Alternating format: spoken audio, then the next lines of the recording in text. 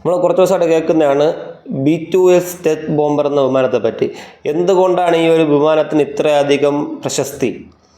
എന്തുകൊണ്ടാണ് ആൾക്കാർ ഇത്രയധികം ഇതിനെപ്പറ്റി അന്വേഷിക്കുന്നത്? എന്താണ് ഈ വിമാനം, എങ്ങനെയാണ് ഈ വിമാനം എന്നൊക്കെ നമുക്ക് എന്താണെന്ന് നോക്കാം. അമേരിക്ക 1998 നിർമ്മിച്ച ഒരു ഐക്കോണിക് ബോംബർ വാർക്രാഫ്റ്റാണ് ഈ ഒരു B-2 സ്റ്റെൽത്ത് ബോംബർ എന്ന് പറയുന്ന ഒരു വിമാനം.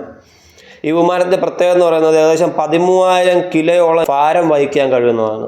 ഏകദേശം ഇന്ത്യൻ മണി 17,000 കോടി രൂപയാണ് ഇതിൻ്റെ ഒരു ഫ്ലൈറ്റിൻ്റെ നിർമ്മാണ ചെലവ്. അത് വെറുതെ അവരുണ്ടാക്കിയിരിക്കുകയല്ല.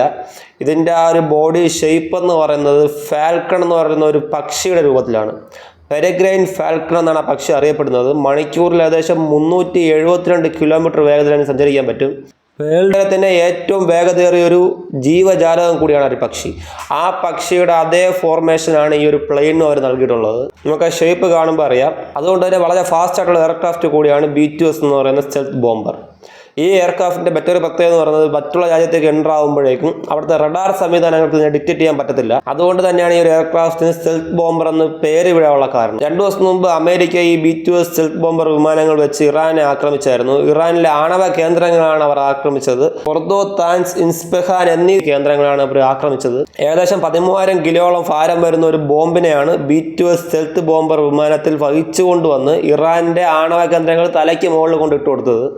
അമേരിക്കയ്ക്കുള്ളതുപോലെ തന്നെ ഇന്ത്യയ്ക്കുള്ള മോസ്റ്റ് അഡ്വാൻസ്ഡ് എയർക്രാഫ്റ്റ് എന്ന് പറയുന്നത് റാഫേലാണ്. ഏകദേശം 200 കോടി രൂപ മുടക്കിയാണ് ഇന്ത്യ ഇത് വാങ്ങിച്ചിട്ടുള്ളത്. ഈ റഫേൽ പോലെ തന്നെ സുക്കോയ് Su-30 MKI, മിറാജ് 2000 ഇതെല്ലാം നമുക്കുള്ള ഒരു മോസ്റ്റ് അഡ്വാൻറ്റേജ് എയർക്രാഫ്റ്റ്സ് ആണ്.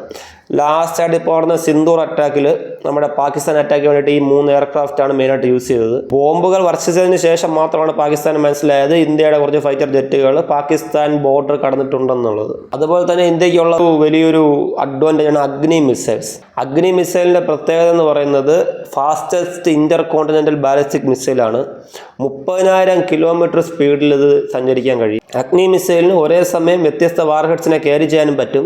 അതേപോലെ തന്നെ ഒരേ സമയം വ്യത്യസ്ത ടാർഗറ്റ്സിനെ ഉന്മൂലനം ചെയ്യാൻ വേണ്ടി പറ്റും. ഞാൻ നേരത്തെ പറഞ്ഞതുപോലെ ഇന്ത്യയുടെ ഒരു തുറുപ്പുചീട്ട് തന്നെയാണ് അഗ്നി മിസൈൽ. അമേരിക്കയുടെ B-2 വിമാനങ്ങളുടെ മറ്റൊരു പ്രത്യേകത എന്ന് പറയുന്നത് അവർക്ക് അവരുടേതായ തന്നെ ബങ്കേഴ്സ് ഉണ്ട് ആ ഫ്ലൈറ്റിനകത്ത് തന്നെ.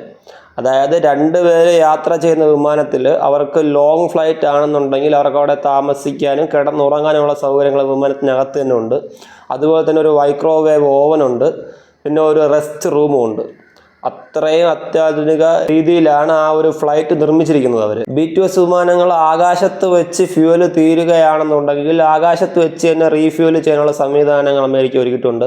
എല്ലാ രാജ്യത്തിനും ഉള്ളതുപോലെ തന്നെയാണ്. പക്ഷെ അവർ ചെയ്തിരിക്കുന്നതെന്ന് പറയുന്നത് ആ ഒരു വിമാനം എത്ര ദിവസം വേണമെങ്കിലും ആകാശത്ത് തുടരാനുള്ള ഫ്യൂവൽ അവർ കൊടുത്തുകൊണ്ടേയിരിക്കുകയാണ്. ഈ ഫ്യൂവൽ കൊടുക്കുന്ന ആ ഒരു എയർക്രാഫ്റ്റിൻ്റെ പേരാണ് ഏരിയൽ റീഫ്യൂവലിംഗ് എയർക്രാഫ്റ്റ് അഥവാ ബങ്കേഴ്സ്. നമ്മുടെ ഇന്ത്യക്കും അതുപോലെ തന്നെ ഏരിയൽ റീഫ്യൂവലിംഗ് എയർക്രാഫ്റ്റ് ഉണ്ട്.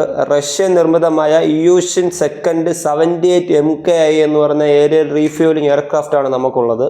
6 എണ്ണമാണ് നമ്മുടെ കയ്യിലുള്ളത്, ഇന്ത്യയുടെ കൈവശം. റഷ്യയുടെ കയ്യിൽ നിന്നാണ് വാങ്ങിച്ചത്. ഏകദേശം 10 മിനിറ്റാണ് ഏരിയൽ റീഫ്യൂവലിംഗ് എയർക്രാഫ്റ്റിൽ മറ്റുള്ള എയർക്രാഫ്റ്റിലേക്ക് ഫ്യൂവൽ നിറയ്ക്കാനായിട്ട് എടുക്കുന്ന സമയം.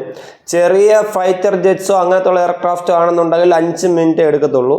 വലിയ എയർക്രാഫ്റ്റ് ആണെന്നുണ്ടെങ്കിൽ ഏകദേശം 10 മിനിറ്റോളം എടുക്കും. 5 മിനിറ്റിനോ 10 മിനിറ്റിനോ ഇടയ്ക്ക് ഫ്യൂവൽ ഫുള്ളായിട്ട് ഏരിയൽ എയർക്രാഫ്റ്റിൽ നിന്ന് മറ്റുള്ള എയർക്രാഫ്റ്റിലേക്ക് നിറച്ചിരിക്കും. അതേപോലെ തന്നെ B-2 എയർക്രാഫ്റ്റിൻ്റെ മറ്റൊരു പ്രത്യേകത എന്ന് പറയുന്നത് നോർമൽ വാർഹെഡ്സും ന്യൂക്ലിയർ വാർഹെഡ്സും ഒരേപോലെ അവർക്ക് ക്യാരി ചെയ്യാൻ പറ്റും. എല്ലാം കൂടി ചുരുക്കി പറഞ്ഞാൽ അവർക്ക് വേണമെന്നുണ്ടെങ്കിൽ 1 മാസം ഫുൾ ആകാശത്ത് നിന്ന് യുദ്ധം ചെയ്യാം. അമേരിക്കയുടെ മറ്റൊരു ഫാസ്റ്റസ്റ്റ് മിസൈൽ എന്ന് പറയുന്നത് AGM-183A മിസൈലാണ്. ഏകദേശം മാച്ച് 20 സ്പീഡാണ് ഇന്ന് വരുന്നത്. മാച്ച് എന്ന് പറയുന്നത് ആകാശ ദൂരത്തിന് നമുക്ക് അളക്കാൻ ഉപയോഗിക്കുന്ന ഒരു കാൽക്കുലേറ്റാണ് മാച്ച് എന്ന് പറയുന്നത്. അപ്പം മാച്ച് 20 ആണ് ആ ഒരു മിസൈലിന് വരുന്നത്. അതായത് നമ്മൾ ചുരുക്കി പറയുകയാണെന്നുണ്ടെങ്കിൽ ഏകദേശം 24,000 km/h. അതാണ് അമേരിക്കയുടെ ഫാസ്റ്റസ്റ്റ് എയർക്രാഫ്റ്റ്. അതൊരു നോൺ മാൻഡ് മിസൈലാണ്. പക്ഷേ അതിനേക്കാളും ബെറ്റർ ആയിട്ടുള്ള നമ്മളെ ഇന്ത്യയുടെ അഗ്നിയാണ്. അമേരിക്കയെക്കാളും മുമ്പിലാണ് നമ്മളെ ഇന്ത്യയിലുള്ള അഗ്നി 5 മിസൈൽ ഉള്ളത്. അഗ്നി 5 മിസൈലിൻ്റെ സ്പീഡ് എന്ന് പറയുന്നത് മാച്ച് 24 ആണ്. അതായത് ഏകദേശം 30,000 km/h. ലോകത്തിലെ ഏറ്റവും സ്പീഡ് കൂടിയ മിസൈൽ എന്ന് പറയുന്നത് റഷ്യയുടെ ആണ്. റഷ്യയുടെ Avantgarde hypersonic glide missile match 27 ആണ് എൻ്റെ സ്പീഡ്. അതായത് ഏകദേശം 32,200 km/h. ഇന്ത്യയുടെ അഗ്നിക്ക് നമുക്ക് വേഗദൂരത കൂടുതലാണെങ്കിൽ പോലും അമേരിക്കയുടെ അവരുടെ ആ ഒരു മിസൈലിന് വേഗദൂരത കുറവാണ്, അതുപോലെ തന്നെ സ്പീഡും കുറവാണ്. എന്തുകൊണ്ടും നമ്മുടെ മിസൈലാണ് അവരുടെ മിസൈലിനേക്കാളും കുറച്ചുകൂടി മുൻപന്തിയിലുള്ളത്. പക്ഷേ എയർക്രാഫ്റ്റിൽ നമ്മളെക്കാളും എന്തുകൊണ്ട് മുൻപന്തിയിൽ അവർ തന്നെയാണ്. നോൺ മാൻഡ് എയർക്രാഫ്റ്റിൽ നമ്മളും, മാൻഡ് എയർക്രാഫ്റ്റിൽ അമേരിക്കയാണ് ബെറ്റർ. അപ്പോൾ യുദ്ധങ്ങളെല്ലാം കഴിഞ്ഞ് എല്ലാ രാജ്യങ്ങളും സമാധാനത്തോടെ ജീവിക്കട്ടെ എന്ന് പ്രാർത്ഥിക്കുന്നു. Good bye.